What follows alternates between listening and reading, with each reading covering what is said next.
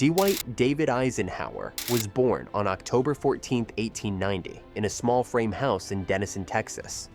His parents, David and Ida Eisenhower, were hardworking and deeply religious people who valued discipline and modest living.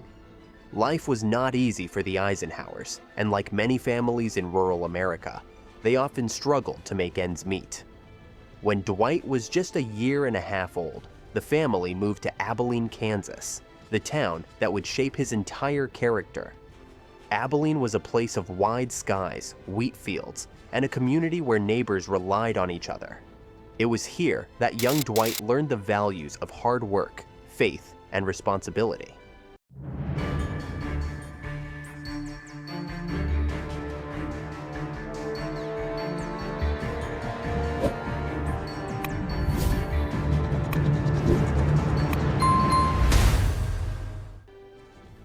Growing up as one of 7 brothers, Dwight quickly understood the meaning of teamwork and shared duties. The Eisenhower boys were expected to help with household chores, including hauling water, chopping wood, and tending to the family garden. Each day was filled with simple but demanding tasks that taught Dwight the value of persistence.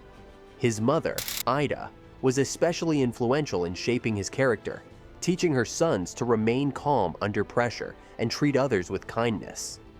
Religion played a constant role in the home, as Ida became a devout member of the Jehovah's Witnesses, often guiding her children toward a moral and disciplined life. Dwight absorbed these lessons quietly, learning that actions spoke louder than words. The young Eisenhower had a passion for the outdoors and an adventurous spirit that reflected the frontier energy of Kansas. He spent long hours exploring creeks, playing baseball, and hunting with his brothers, experiences that gave him a natural sense of independence. In school, he was not the best student academically, but he was determined and respectful, winning the admiration of his teachers. His energy, combined with his love for sports, earned him a reputation as a reliable teammate and a hard worker. These qualities would later define him as a leader who earned respect by effort rather than entitlement. From an early age, Dwight understood that trust and character were built slowly, one action at a time. Despite the modest life his family led, Dwight had a strong curiosity about the larger world beyond Abilene. He devoured history books from the local library, fascinated by stories of soldiers and great battles of the past. The Civil War and tales of westward expansion captured his imagination, making him dream of one day serving his country. His parents encouraged reading and learning, even if they could not provide a wealthy or privileged lifestyle.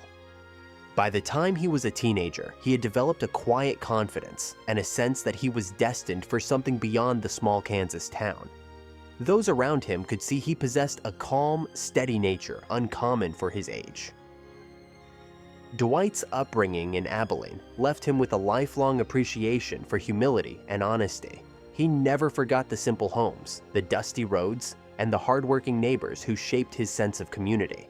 These early experiences built a foundation of resilience that prepared him for the challenges ahead. Though the Eisenhower family lived without luxury, the young boy grew up rich in lessons of perseverance, faith, and loyalty. These were the traits that would define his journey from a humble childhood to the world stage. When people would later call him Ike, it reflected not just a nickname, but the friendly, trustworthy presence that had its roots in Abilene.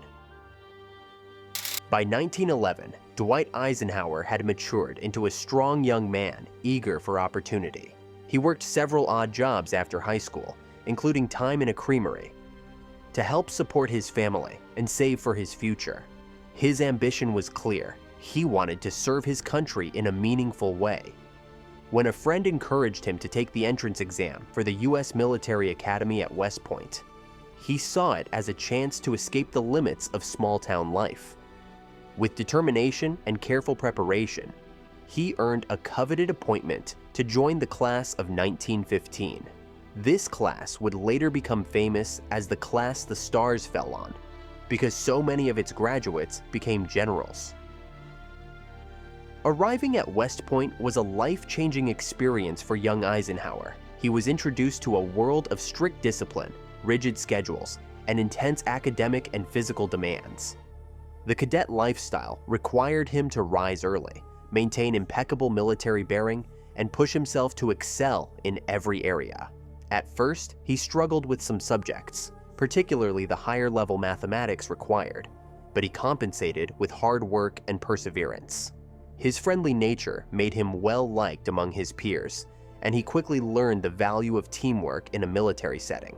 The sense of belonging and purpose he felt at the academy reinforced his decision to dedicate himself to a military career. Sports played a significant role in shaping Eisenhower's experience at West Point. He was a standout athlete, excelling in football and later in other competitive events. On the football field, he displayed natural leadership and courage, attributes that would later serve him well in the field of battle. A knee injury ended his dreams of playing college football long-term, but it did not dampen his love for competition or his ability to inspire others. The lessons of sportsmanship, discipline, and endurance stayed with him even after he traded the football field for military drills. These experiences helped forge the determination that defined his rise through the ranks. Life as a cadet was not just about physical strength. It required mental discipline and moral character.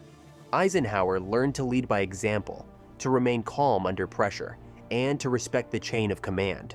He absorbed the traditions of military life, including the importance of honor, integrity, and loyalty to the men he would one day lead. His classmates recognized in him a balance of humility and quiet authority that made people naturally gravitate toward him. Even as a young man, he had a calm presence that reassured others during difficult times.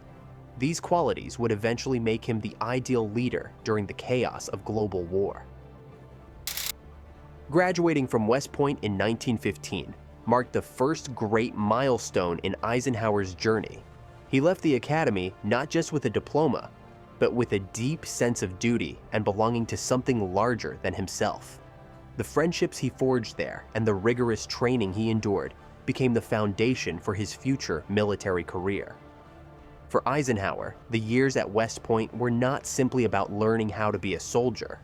They were about learning how to be a leader. His journey from Abilene to the nation's most prestigious military academy was complete, but the world beyond was waiting for the man he would become. When World War I erupted in Europe, Eisenhower, like many young officers, was eager to prove himself in battle. He imagined leading men on the front lines of France, facing the great tests of courage that history celebrated. Instead, the Army assigned him to train tank crews at stateside facilities, keeping him far from the fighting he longed to experience. At first, he felt disappointment and frustration, as though his chance to make history had slipped through his fingers. But Eisenhower was not the kind of man to dwell on frustration for long. He decided that if he could not fight, he would excel in the task given to him. Training new tank units during World War I became a lesson in strategy, logistics, and adaptability. Eisenhower threw himself into mastering the mechanics of these new weapons, understanding that future wars would depend heavily on armored warfare. He learned how to organize men, equipment, and schedules in a way that maximized efficiency and readiness. This period of his career gave him the tools to become a master planner, a skill that would later define his leadership in World War II. Every day spent preparing soldiers and machines was an investment in the knowledge that one day he would lead forces in battle. Though he never saw combat in World War I, Eisenhower's performance did not go unnoticed. Senior officers recognized his talent for problem solving and his ability to inspire the soldiers under his command. He approached every challenge with a sense of responsibility and calm determination. This earned him promotions and respect among his peers, even as he quietly longed for the experience of combat. Looking back, he would later credit this period with giving him the patience and strategic thinking that made him successful as a general. Sometimes, he realized, the lessons learned away from the battlefield were just as important as those learned under fire. World War I ended in 1918, and Eisenhower found himself reflecting on the path ahead. He had gained experience, but it was not the kind he once imagined. Instead of medals for bravery in battle, he carried a deeper understanding of military organization and leadership. He knew that success in war required more than courage. It demanded planning, logistics, and the ability to make thousands of small decisions that determined the lives of soldiers. In many ways, his quiet service during World War I planted the seeds for the brilliant general he would later become. After World War I ended, Dwight Eisenhower remained in the Army, even though he had never set foot on a battlefield in Europe. The 1920s were a period of uncertainty for many officers, as the military shrank and opportunities for advancement were rare. Eisenhower dedicated himself to learning, studying military history, and mastering the new technologies that would shape modern warfare. He developed a keen interest in the coordination of tanks and infantry, lessons he had begun to understand while training armored units during the war. His quiet focus and sharp mind began to stand out to the few senior officers who noticed his work. Although he was still largely unknown to the public, he was slowly building the foundation for a remarkable military career. Eisenhower's early assignments in the interwar years involved both administrative and training duties. He worked at various army posts, often in remote or modest locations where routine could feel endless.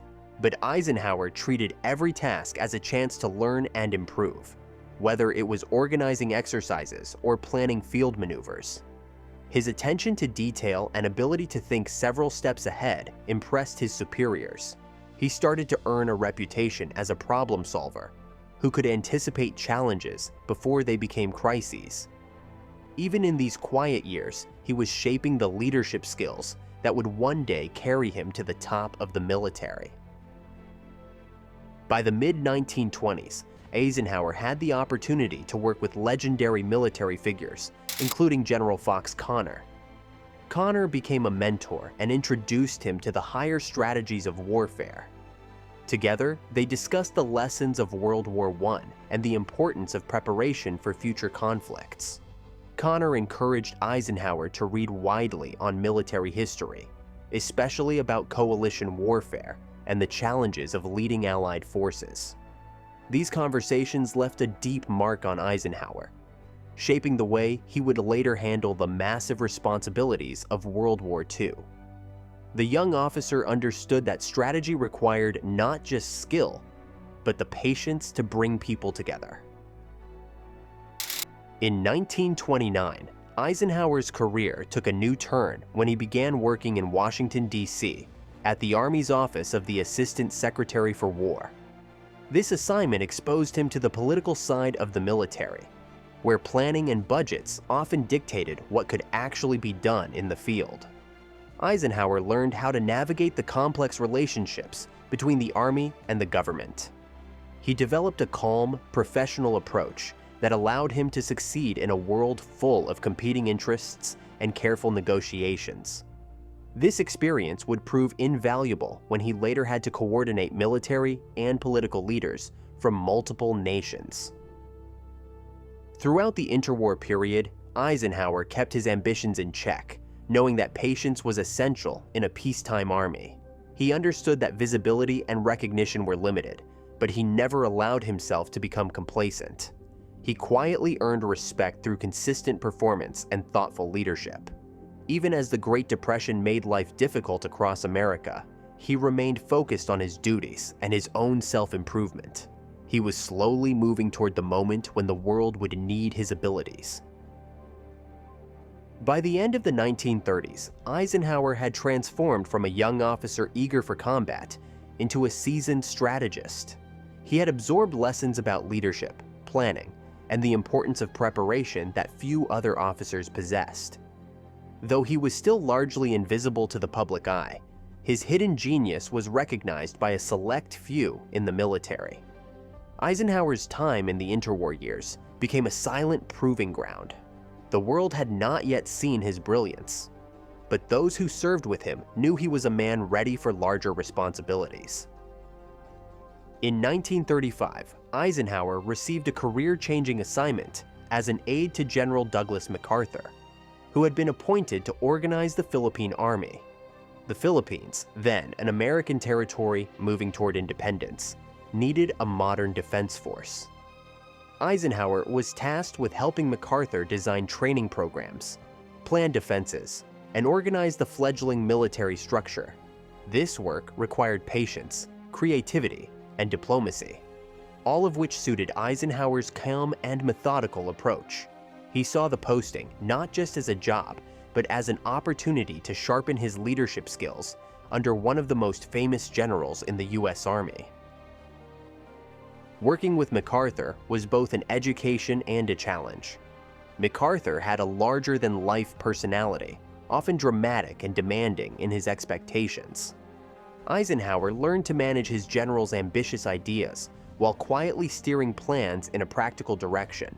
He became skilled at balancing loyalty with honest advice, understanding that part of leadership was knowing when to push back respectfully. These experiences with MacArthur tested his patience and strengthened his ability to work under pressure. Even though he sometimes disagreed with MacArthur, he carried out his duties with professionalism and earned his respect. The Philippines presented unique challenges that required innovative solutions. Eisenhower had to account for limited resources, tropical conditions, and the complex relationship between American officers and Filipino leaders. He worked tirelessly to prepare the island's defenses, knowing that tensions in the Pacific were rising. Japan's growing military power was a constant concern, and Eisenhower quietly recognized that war in Asia was becoming more likely.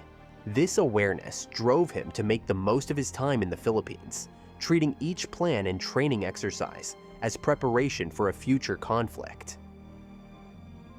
Life overseas also gave Eisenhower a deeper understanding of the global stage.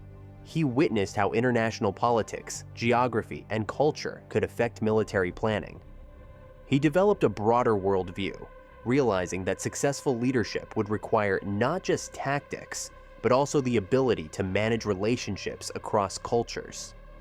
This perspective would later prove critical when he commanded Allied forces in Europe, where diplomacy and coordination were as important as battlefield decisions. His years in the Philippines were a classroom without walls, where every day taught him a new lesson about the nature of command.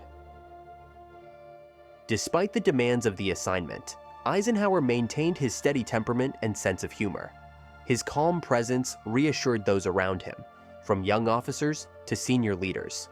He learned that leadership in unfamiliar territory required adaptability and the ability to keep morale high, even when conditions were challenging.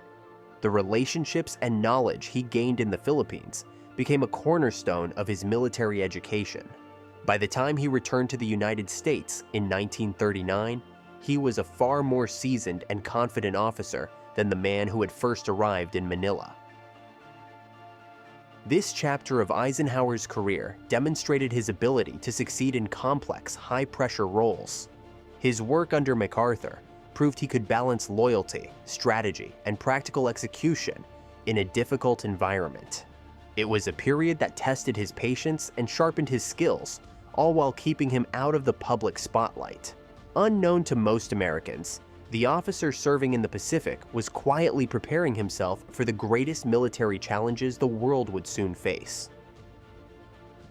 While Eisenhower's professional life was steadily rising, his personal life found its anchor in his marriage to Mamie Geneva Dowd. The two met in 1915, shortly after Eisenhower's graduation from West Point, and quickly fell in love. Mamie came from a wealthy Denver family, bringing warmth and charm into Eisenhower's more disciplined, modest world. They married in 1916, beginning a partnership that would endure through the long separations and stresses of military life. Their relationship provided Dwight with a sense of stability and comfort that balanced the demands of his career. The couple had two sons, Dowd Dwight and John. Their first son, known affectionately as Icky, brought immense joy to their lives during Eisenhower's early Army postings. Tragedy struck in 1921 when Icky died from scarlet fever at the age of 3. The loss devastated both parents, leaving a wound that never fully healed.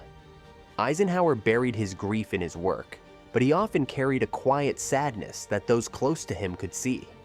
The death of his first child became a defining moment, deepening his empathy and his understanding of life's fragility. Mamie became the cornerstone of Eisenhower's home life, supporting him through long absences and frequent moves. She managed the household with grace, ensuring that their surviving son, John, grew up in a loving and stable environment despite the disruptions of military life.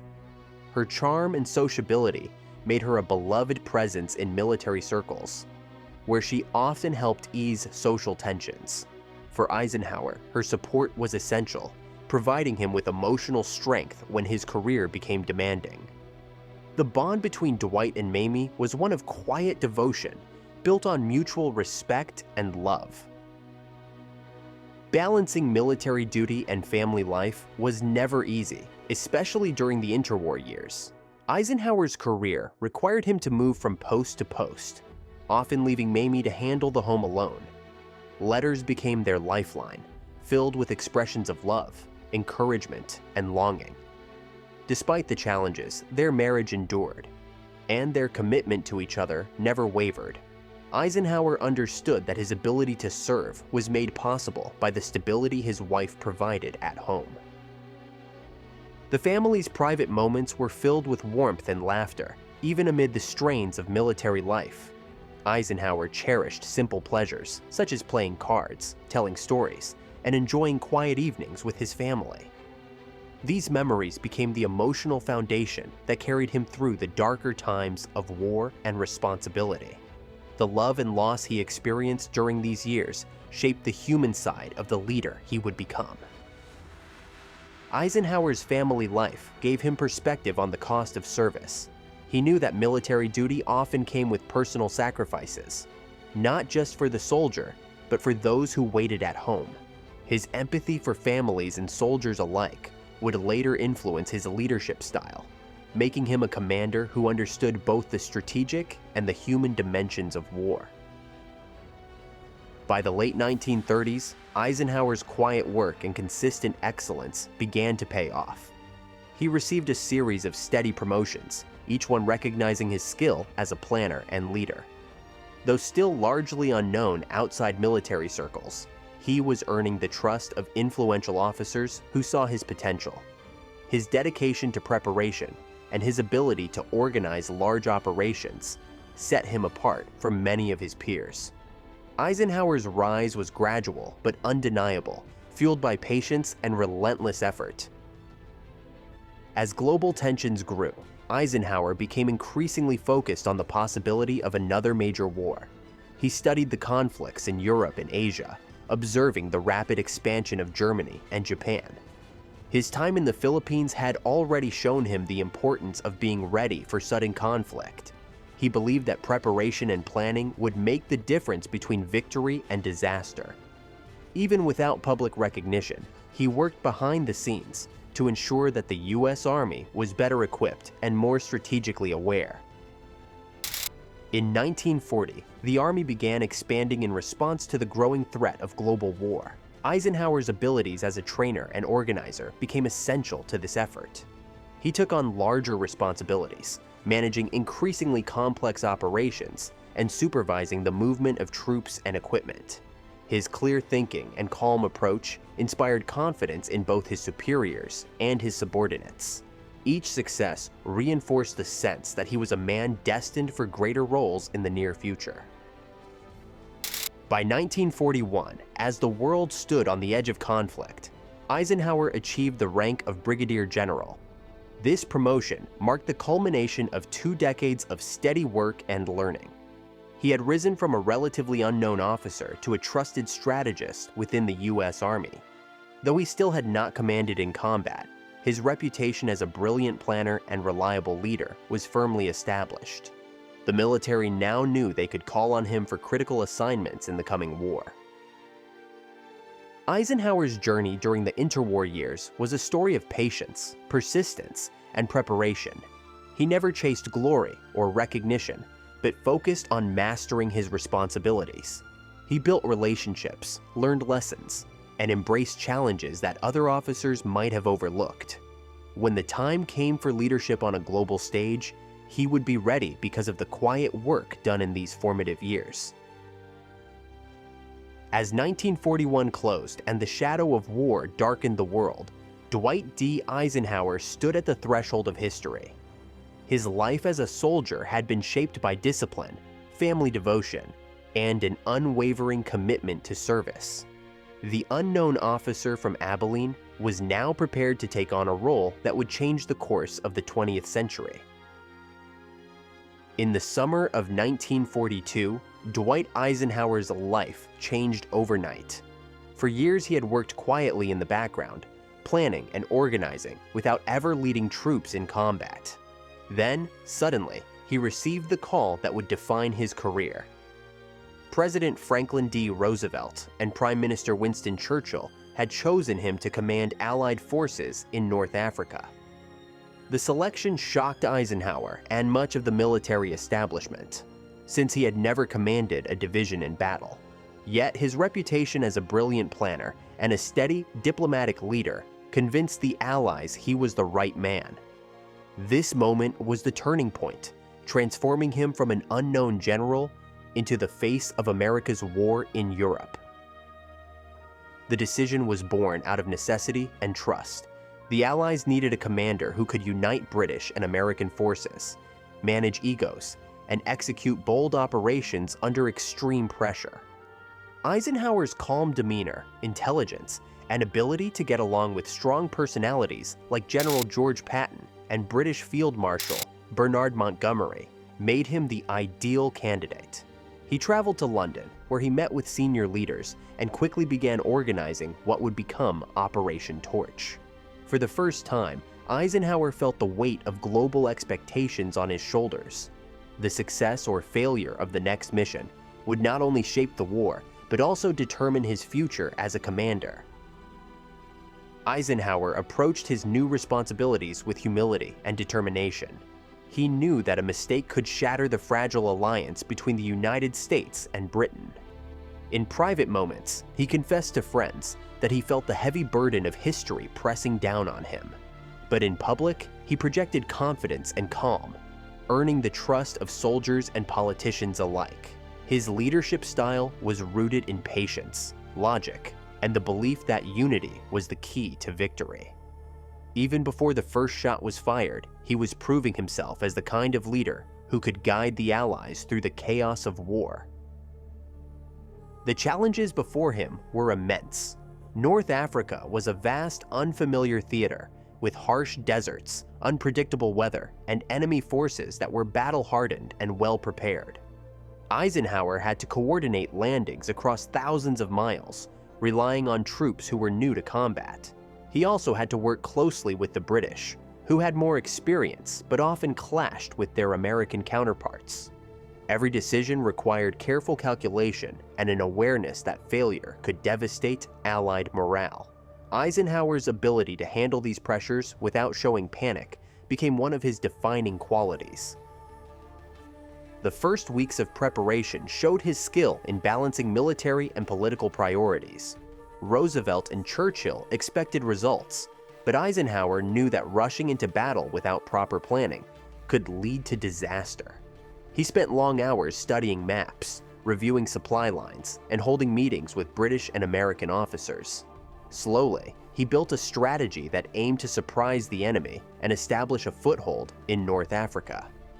He also learned to navigate the competing ambitions of his own generals, whose confidence sometimes bordered on arrogance.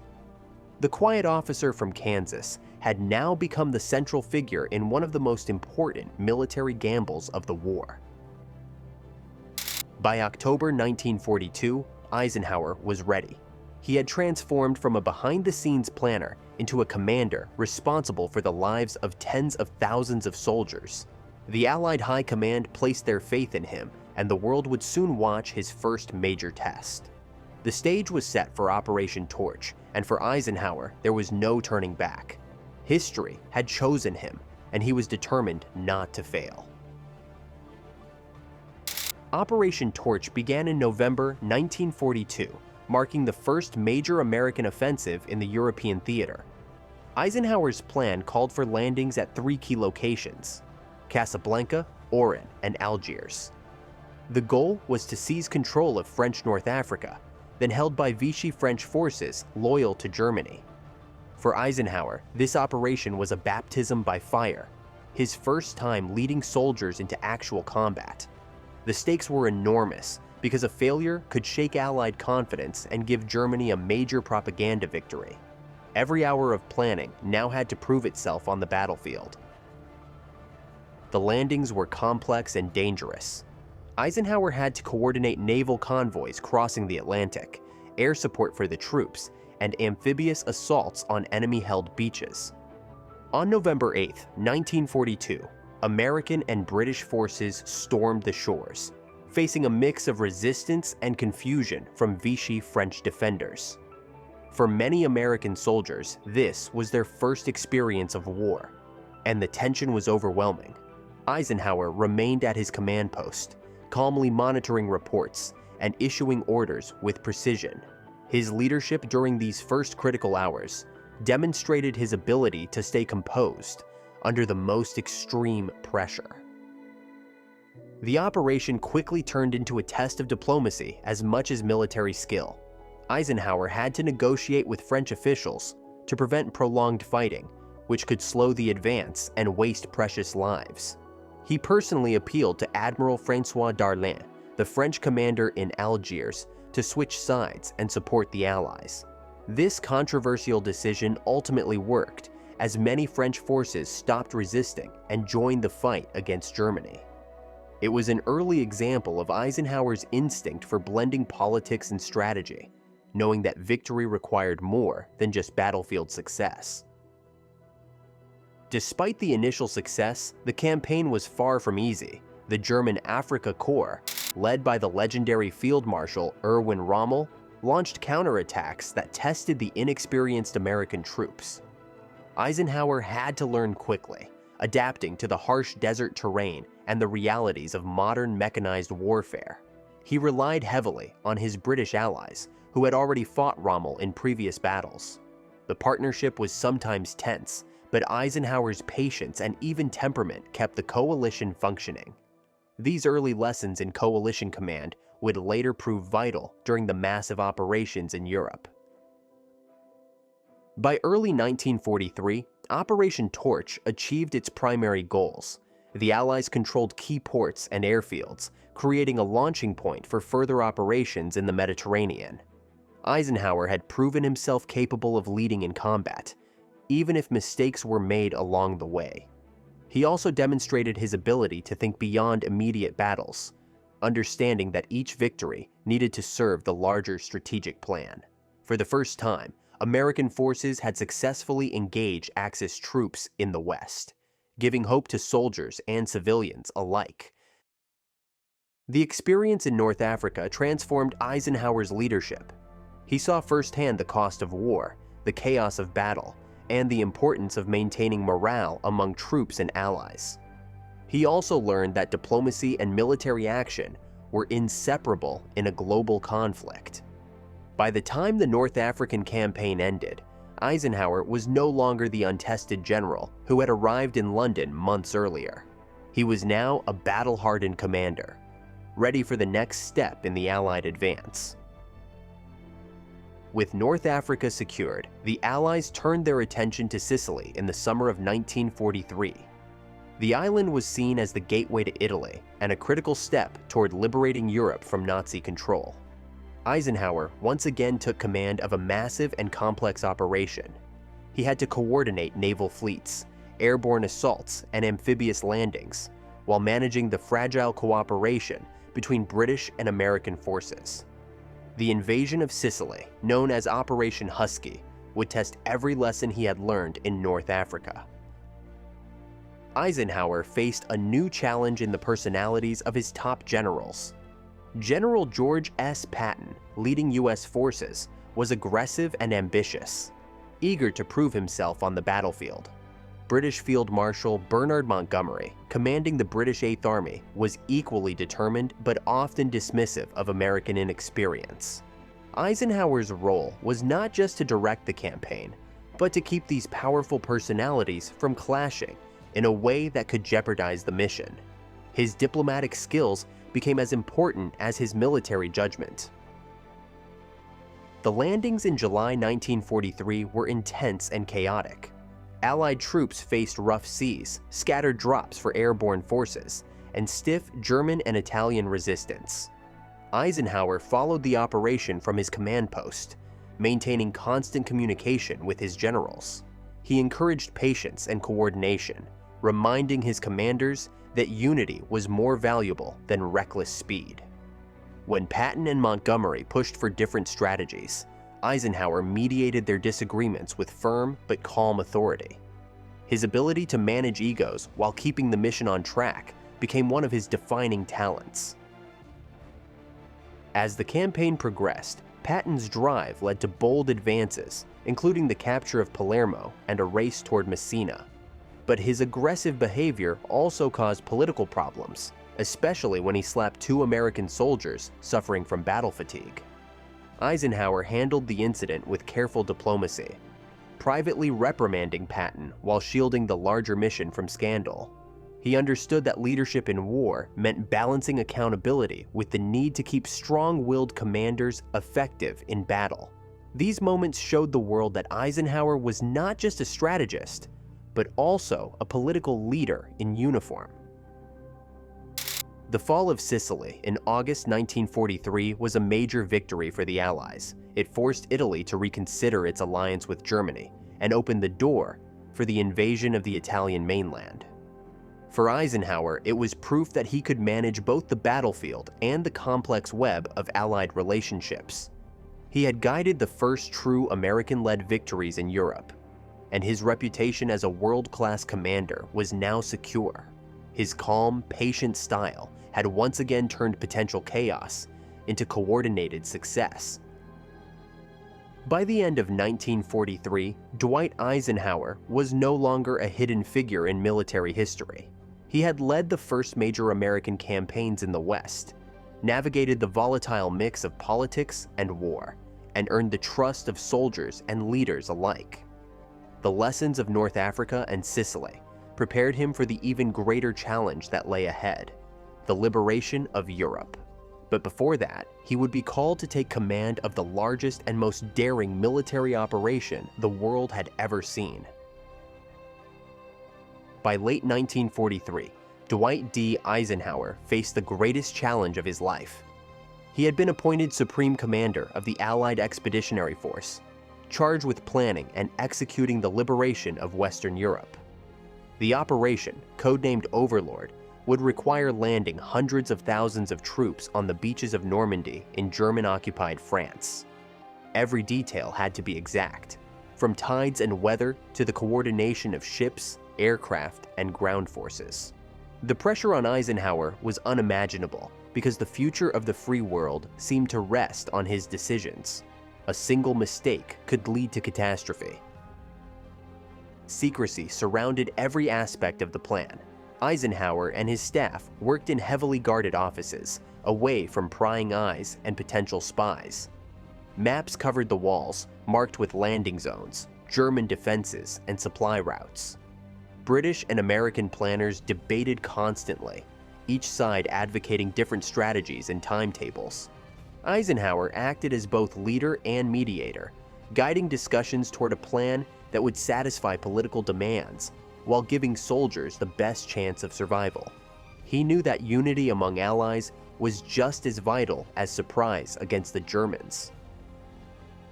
The plan called for 5 landing beaches, each assigned to either American, British, or Canadian forces. Months of preparation involved rehearsals, gathering landing craft, and building a massive supply of vehicles, weapons, and fuel. Eisenhower understood that logistics would decide the outcome as much as bravery. He spent long hours reviewing every stage of the operation, checking and rechecking details with his commanders. Beneath his calm exterior, he carried the weight of knowing that failure could prolong the war for years and cost countless lives. Even as preparations advanced, doubt never left his mind. The English Channel was unpredictable, and the German defenses along the French coast, known as the Atlantic Wall, were formidable. Reports of rough weather or enemy countermeasures forced him to consider and reconsider the invasion date. In private moments, he wrote a brief but powerful note, accepting full blame if the landings failed. The handwritten message read, "If any blame or fault attaches to the attempt, it is mine alone." He slipped the note into his pocket, a silent companion to his fear and resolve. The magnitude of Overlord stretched far beyond the military. Eisenhower knew that people across the world were waiting for action, from soldiers training in Britain to families anxiously listening to radios in occupied Europe. He bore not just the burden of command, but also the hopes of millions yearning for freedom. His leadership style, quiet yet determined, inspired those around him to focus on the mission without being overwhelmed by its risks. In the months leading to June 1944, Eisenhower transformed from a planner into the central figure of one of history's most daring military operations. Finally, the moment approached. As the spring of 1944 turned to summer, intelligence reports suggested that Germany remained unaware of the exact invasion point.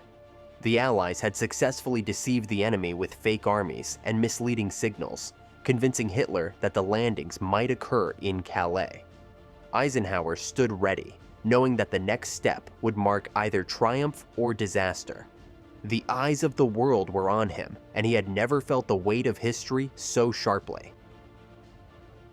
On the evening of June 5, 1944, the night before the invasion, Eisenhower visited the paratroopers of the 101st Airborne Division. They were young, nervous, and ready to risk their lives behind enemy lines. He walked among them, asking about their hometowns, joking gently, and offering encouragement. In those moments, the Supreme Commander became a father figure, calming fears with his presence. Photographs from that night show his relaxed smile, but he later admitted that his heart was heavy. He knew that many of the men he spoke to would not live to see another sunrise. The early morning hours of June 6th brought the start of Operation Overlord. Thousands of paratroopers and glider troops dropped into the dark skies of Normandy, while naval guns thundered against German defenses. At dawn, waves of landing craft carried soldiers toward beaches with names that would become immortal: Utah, Omaha, Gold, Juno, and Sword. The Channel waters were rough, and machine gun fire tore into the first waves of Americans at Omaha Beach. Eisenhower remained at his headquarters, listening to fragmented reports and waiting for confirmation that the landings were holding. Each message carried the life or death weight of the mission. The initial hours were brutal and uncertain. At Omaha, soldiers were pinned down under heavy fire, and the beach was littered with obstacles and casualties. Elsewhere, the landings went more smoothly, with British and Canadian troops pushing inland. Eisenhower's face remained calm as he absorbed the news, but inside he wrestled with doubt. Had he made the right call to proceed despite the weather and risk? Slowly, encouraging updates arrived. American forces were breaking through, and German defenses were beginning to crumble. The invasion was working. By nightfall, the Allies had secured a fragile foothold in France. Nearly 160,000 troops had landed on D-Day, supported by thousands of ships and planes. Eisenhower addressed the press with measured words, praising the courage of the soldiers and the unity of the Allied nations. Behind the calm exterior, he felt both relief and grief for the lives lost. He kept his failure note in his pocket, but now it was a relic of a danger that had passed. D-Day was a success, but the road to victory in Europe was still long and bloody. The images of June 6th would define the war in the West: soldiers wading through the surf, medics tending to the wounded, and paratroopers advancing through hedgerows captured the cost and heroism of liberation. Eisenhower knew that history would remember this day as the turning point, but he refused to celebrate too early. His focus shifted immediately to reinforcing the beachheads, moving inland, and preparing for Germany's inevitable counterattacks. The invasion was only the first step in a campaign that would decide the fate of the continent. The longest day, as it became known, revealed the true character of Eisenhower's leadership. He combined careful planning with the willingness to accept ultimate responsibility. He trusted his soldiers, his commanders, and the alliance he had worked so hard to maintain. As the sun set over Normandy, he knew that the fight for Europe had entered its final, decisive phase. The months after D-Day were relentless. Allied forces pushed through the hedgerows of Normandy, liberated Paris in August 1944, and began driving toward Germany. Eisenhower coordinated armies across a vast front, always balancing speed with caution. He had to manage supply shortages, unpredictable weather, and occasional disagreements among his generals. His calm and deliberate approach kept the alliance unified even as the fighting intensified. The liberation of Europe had begun, but victory was far from certain. As the Allies advanced, the realities of war became even more personal. Towns and villages celebrated their liberators, yet devastation and suffering were everywhere. Eisenhower visited the front lines when possible, speaking with soldiers and observing conditions. He remained deeply aware that every mile gained came at the cost of human lives. In December 1944, Germany launched the Battle of the Bulge, a desperate counteroffensive through the Ardennes. Eisenhower's leadership was crucial in coordinating the response, holding the line and eventually turning the tide against the last major German offensive. By early 1945, Allied troops were crossing into Germany. It was then that Eisenhower witnessed one of the war's darkest truths. As American forces liberated concentration camps, the world saw the horror of the Holocaust. Eisenhower personally visited camps like Ohrdruf, insisting that the atrocities be documented for history. He wanted evidence preserved, so no one could ever deny what had been done. The scenes of suffering left a deep impression on him, strengthening his resolve to end the war and bring justice to the perpetrators. In April 1945, the Allied advance met Soviet forces on the Elbe River. The handshake between American and Soviet soldiers symbolized the final collapse of Nazi Germany. For Eisenhower, it was the fulfillment of years of struggle, planning, and sacrifice. He chose not to march on Berlin, focusing instead on ending the war quickly and avoiding unnecessary casualties. His decisions reflected both strategic logic and a human understanding of the cost already paid by millions. On May 7, 1945, Germany officially surrendered. Eisenhower accepted the capitulation at his headquarters in Reims, France. The Supreme Commander had led the greatest military coalition in history to victory in Europe. His leadership combined military skill, political balance, and deep personal integrity. As he reflected on the journey from the beaches of Normandy to the heart of Germany, he felt pride tempered by sorrow for those who would never return home. The war in Europe was over, and Eisenhower had become a symbol of Allied unity and determination. His calm, steady hand had guided the Western Allies to victory against tyranny. Yet he carried with him the memories of sacrifice, the weight of command, and the knowledge that history would always remember him as the man who led freedom's march across Europe. The guns of Europe had barely fallen silent when Dwight D. Eisenhower's responsibilities changed overnight. In May 1945, he was named the military governor of the American-occupied zone in Germany. The once proud cities he had helped to defeat were now in ruins, their streets filled with refugees, hunger, and uncertainty. Eisenhower faced a new type of battle, rebuilding a shattered society while preventing chaos from taking root. He had to oversee the removal of Nazi officials, manage the distribution of food and supplies, and help establish a foundation for democratic government. Victory on the battlefield had been clear, but this was a slower, more complicated mission. Eisenhower quickly learned that post-war leadership required patience and diplomacy.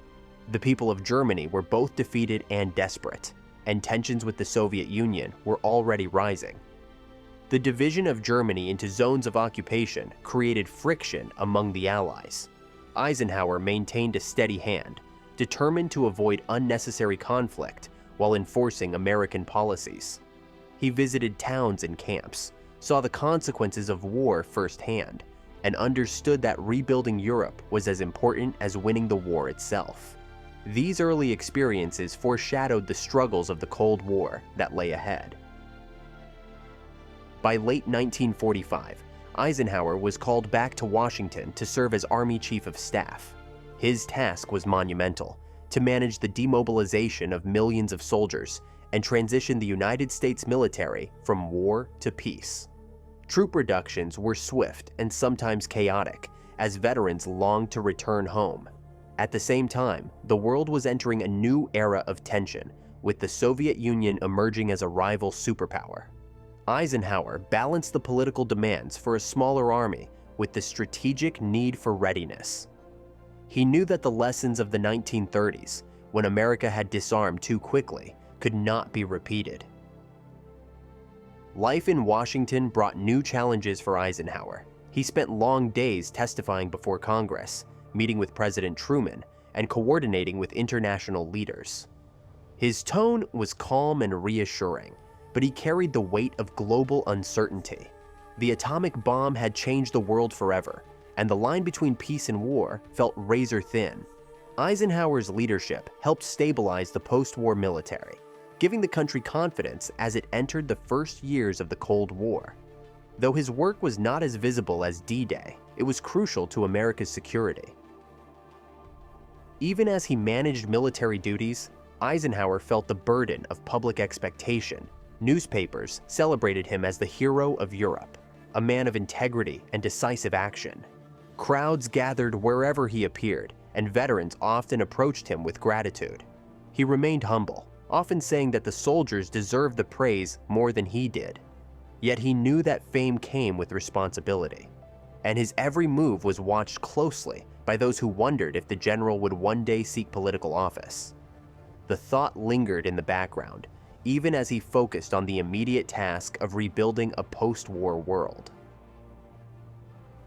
By 1948, Eisenhower's term as Army Chief of Staff ended, but his reputation as a leader was only growing stronger. He had guided the military through the turbulent transition from global war to an uneasy peace. The general who had once orchestrated invasions now oversaw the defense of a fragile new world. His calm, disciplined style earned him respect not only in the military, but also among politicians, who increasingly saw him as a figure who could unite a divided country. Eisenhower left his post with honor, but his journey from soldier to statesman was far from over. In 1948, Dwight Eisenhower took a surprising turn in his life. He accepted the role of president of Columbia University in New York, seeking a quieter existence away from military life. He hoped to reflect, write, and contribute to the country in a civilian role. Leading an academic institution was a sharp contrast to commanding armies, but Eisenhower approached it with his usual sense of duty. He spent time meeting students and faculty, learning the rhythms of university life.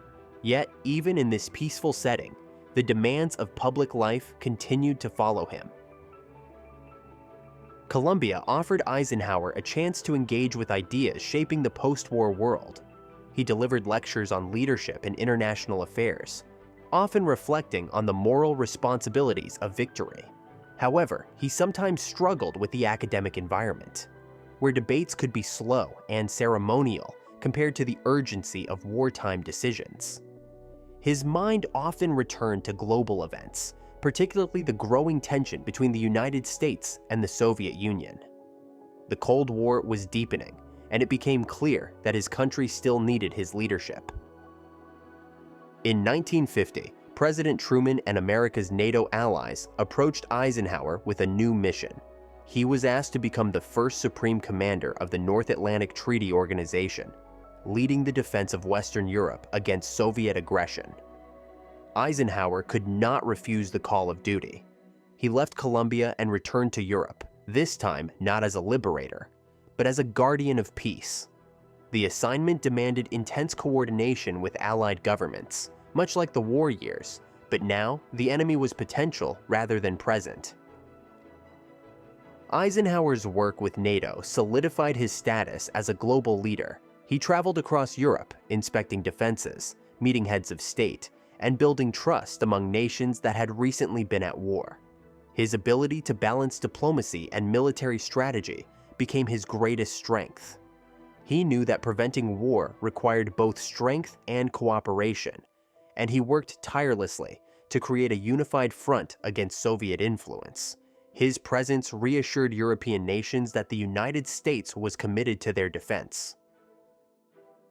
Serving as NATO commander brought Eisenhower into close contact with American political leaders once again. They saw him as a man capable of bridging military authority and civilian trust.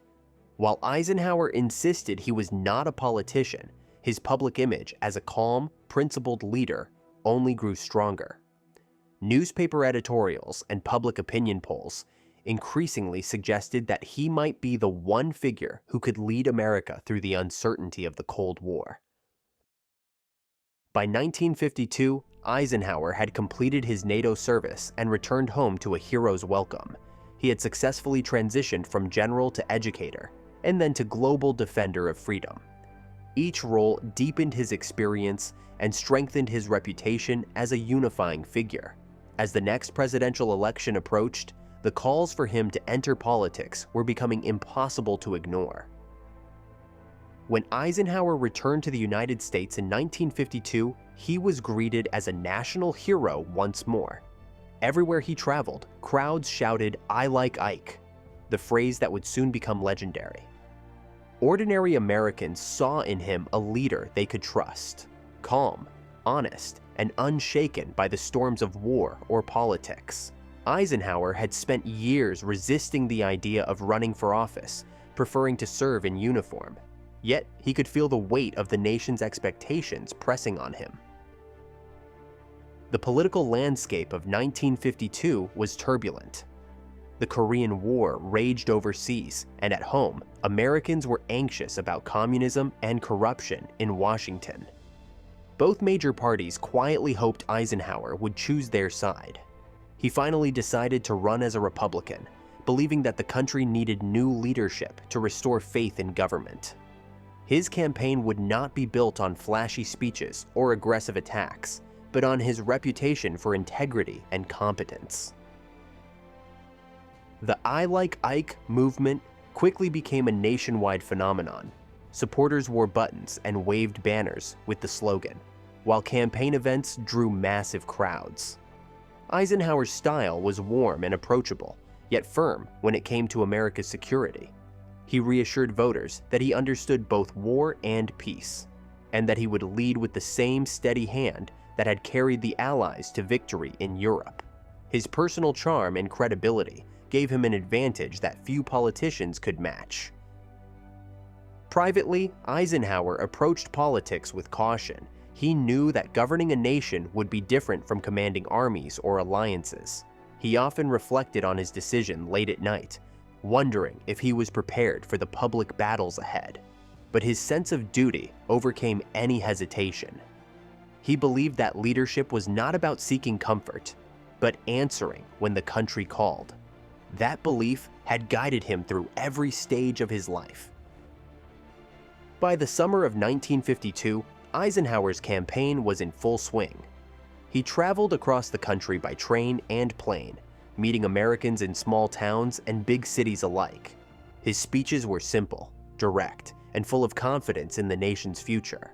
He promised to bring honest leadership to Washington, strengthen the country's defenses, and secure peace without surrendering freedom. Everywhere he went, he was met with an outpouring of support that confirmed his decision to enter the race. As Election Day approached, Eisenhower felt the same mix of responsibility and hope that he had felt before D-Day. The stakes were different, but the mission was just as important. He was no longer just the soldier who led armies. He was now the candidate who sought to lead a nation. The path from supreme commander to president was nearly complete, and the people who had cheered for Ike in war were ready to cheer for him in peace. Dwight D. Eisenhower entered the 1952 presidential race as a figure larger than politics itself. His campaign promised an end to the stalemate in Korea and a strong stand against Soviet expansion. Americans were weary of war and anxious about the spread of communism abroad and corruption at home. Eisenhower's calm confidence reassured the public that he could guide the country through these uncertain times. Crowds chanted, "I like Ike," and the simple slogan captured the trust he inspired across party lines. On Election Day, he won in a landslide, becoming the first military hero since Ulysses S. Grant to ascend to the White House. Upon taking office in January 1953, Eisenhower faced the immediate challenge of the Korean War. The bloody conflict had dragged on for 3 years with no clear end in sight. Eisenhower traveled to Korea to see the front lines himself, determined to find a path to peace. By July, a ceasefire was signed, ending active combat without risking a larger war with China or the Soviet Union. The armistice brought relief to soldiers and families, but it also marked the start of America's long commitment to the divided Korean peninsula. His decision signaled his approach to Cold War leadership: firm, careful, and always seeking stability. Eisenhower's foreign policy centered on containing the Soviet Union without triggering a catastrophic world war. He understood the dangers of nuclear weapons and believed that careful diplomacy must go hand in hand with military readiness. His administration relied on building alliances, strengthening NATO, and using the threat of massive retaliation to deter aggression. While he publicly projected a calm demeanor, he worked tirelessly behind the scenes to prevent conflicts from spiraling out of control. This quiet but effective style of leadership would later earn him the nickname the Hidden Hand President. In the early years of his presidency, Eisenhower faced multiple Cold War flashpoints. He approved covert operations to prevent communist governments from gaining footholds in Iran and Guatemala, reflecting the era's strategy of indirect confrontation. These actions were controversial, but they aligned with his belief that containing communism required decisive and sometimes secret measures. Eisenhower avoided dramatic speeches about these operations, preferring to let results speak for themselves. He recognized that a public misstep in the Cold War could lead to a nuclear standoff with the Soviets. Eisenhower also worked to manage the tense relationship with the Soviet Union through diplomacy. He proposed the Open Skies Initiative, inviting both nations to allow aerial reconnaissance to reduce the risk of surprise attacks. The idea was bold and innovative, yet it was rejected by the Soviets. Still, his willingness to pursue peace while maintaining strength won him respect both at home and abroad. Through these early years, he mastered the art of steering the country with a steady hand, often hiding the depth of his involvement from the public. By the mid-1950s, Americans viewed Eisenhower as a reassuring figure in a world on edge. He had ended the Korean War, avoided direct confrontation with the Soviets, and restored faith in the nation's leadership. His style was calm but firm, proving that strength could be shown without constant public drama. This balance of quiet authority and decisive action became the foundation of his presidency. As the Cold War deepened, Eisenhower's hidden hand guided the nation through some of the most dangerous years of the 20th century. While the Cold War shaped Eisenhower's global role, he also left a lasting mark on life at home. The 1950s were a period of prosperity for many Americans, and Eisenhower aimed to balance growth with stability. He believed in fiscal responsibility, striving to keep government spending under control while supporting essential programs. His calm leadership gave the country a sense of confidence as it embraced a booming post-war economy. Suburban neighborhoods expanded, families bought cars and televisions, and the promise of the American dream seemed within reach. One of Eisenhower's most enduring domestic achievements was the creation of the interstate highway system. Inspired by Germany's Autobahns and the need for fast troop movement in case of war, he signed the Federal Aid Highway Act in 1956. This massive infrastructure project would transform the nation, connecting cities, boosting commerce, and reshaping how Americans traveled. Construction crews began carving new highways across the landscape, an effort that would span decades. The interstates not only fueled economic growth, but also symbolized a modern, mobile America under his leadership. Eisenhower also focused on maintaining political balance in a divided government.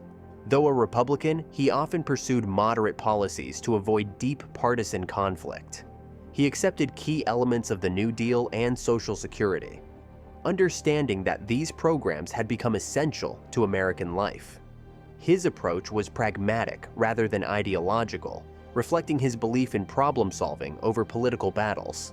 This quiet moderation helped stabilize the country during a time of both opportunity and tension. Civil rights became an unavoidable issue during Eisenhower's presidency. While he was personally cautious about pushing social change, he acted decisively when duty required it. In 1957, he sent federal troops to enforce the integration of Little Rock Central High School in Arkansas after the state resisted a court order. Television footage of soldiers escorting black students into the school shocked the nation and showed that the federal government would uphold the law. Eisenhower's handling of the crisis demonstrated his commitment to justice, even if he preferred a measured pace. Eisenhower also presided over a nation experiencing rapid cultural change. The rise of rock and roll, television, and a youth-driven culture signaled a new era in American life. While the president rarely commented on popular culture, he understood that his job was to keep the country stable during transformation. He promoted scientific research and education, especially after the Soviet launch of Sputnik in 1957, sparked fears of falling behind in the space race. His administration funded new programs to strengthen math and science education, laying the groundwork for future innovation. By the end of the 1950s, Eisenhower's domestic record reflected a leader who valued progress without upheaval. His steady approach to governance helped America grow stronger at home while navigating uncertainty abroad. He believed that good leadership did not always require loud gestures or dramatic confrontations. Instead, he focused on lasting achievements that would shape the country for generations. Even as America thrived at home, Eisenhower's presidency was defined by a series of dramatic international crises. In 1956, the Suez Crisis erupted when Egypt nationalized the Suez Canal, a vital route for global trade. Britain, France, and Israel launched a military operation to reclaim the canal, but Eisenhower opposed their actions. He feared that supporting the invasion would drive Arab nations toward the Soviet Union. Through intense diplomacy and pressure, he forced America's allies to withdraw, asserting U.S. influence while preventing a wider conflict. Eisenhower's foreign policy was guided by careful calculation. He avoided unnecessary wars, yet he also understood that the United States had to project strength. As the Cold War expanded into Asia, his administration increased support for South Vietnam to prevent the spread of communism. These early decisions laid the groundwork for America's future involvement in Vietnam. Eisenhower believed in helping allies defend themselves rather than committing large U.S. forces, a principle he hoped would prevent another Korea. In 1957, the launch of the Soviet satellite Sputnik created shockwaves around the world. For the first time, Americans felt vulnerable from above, as the space race became a symbol of Cold War competition. Eisenhower responded by creating NASA and increasing investment in science and technology. He remained calm in public, avoiding panic, but privately, he recognized the need to keep pace with Soviet advances. His measured approach reassured Americans that their country would rise to the challenge without rushing into reckless actions. Perhaps the most dramatic test of Eisenhower's presidency came with the 1960 U-2 incident. A secret US spy plane was shot down over Soviet territory, and the pilot, Francis Gary Powers, was captured. The Soviets exposed the mission, humiliating the United States and derailing a planned peace summit. Eisenhower accepted responsibility but refused to apologize, balancing honesty with firmness. The incident revealed the delicate nature of Cold War diplomacy, where even a single event could shatter trust. Eisenhower's foreign policy was not without criticism, but his careful handling of crises kept the world from the brink of war. He relied on alliances, intelligence operations, and a strong military deterrent while avoiding large-scale conflict. His leadership style favored patience over spectacle, ensuring that American strength was felt without unnecessary escalation. Behind the scenes, he worked tirelessly to maintain stability, knowing that any misstep could be catastrophic. By the time Eisenhower prepared to leave office, he had guided the nation through a turbulent era of global tension. His hidden hand had steered America through the Suez Crisis, early Vietnam policy, the space race, and the U-2 affair. Each challenge tested his judgment and reinforced his belief in quiet, decisive leadership. He left behind a world still dangerous, but safer than it might have been under a less steady hand. As Dwight D. Eisenhower stepped away from the Oval Office in January 1961, the weight of decades in service finally lifted from his shoulders.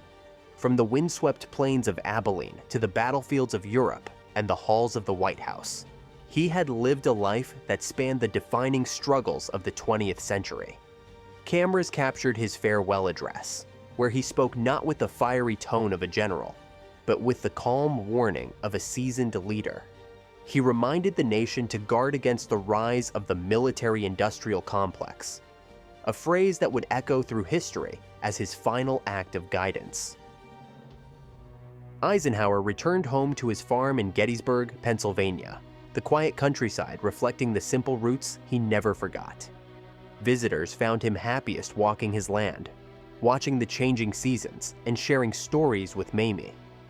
Behind the calm exterior, he carried the memories of young soldiers he had sent to war and the burden of decisions that shaped the free world. He never sought to glorify his victories or linger on his mistakes, but those close to him sensed the depth of reflection in his later years. In retirement, Ike remained a figure of reassurance to the American people. He was often called upon for counsel by new leaders, from John F. Kennedy to Lyndon B. Johnson, and he offered it with the same measured wisdom that had defined his presidency. Even as the world sped toward the space age and the turbulence of the 1960s, his steady example reminded Americans of a time when courage and humility walked hand in hand. His health declined in the late 1960s, but his spirit never wavered, even as he faced the final battle he could not win. On March 28, 1969, Dwight D. Eisenhower passed away at Walter Reed Army Medical Center. The nation mourned the man who had led them to victory in war and guided them with calm through uneasy peace. His funeral train carried him back across the country to his beloved Kansas, where he was laid to rest in the simple chapel he had chosen long ago. As the sun fell over the prairie, it felt as though his journey had come full circle, from the heartland boy to the guardian of a nation.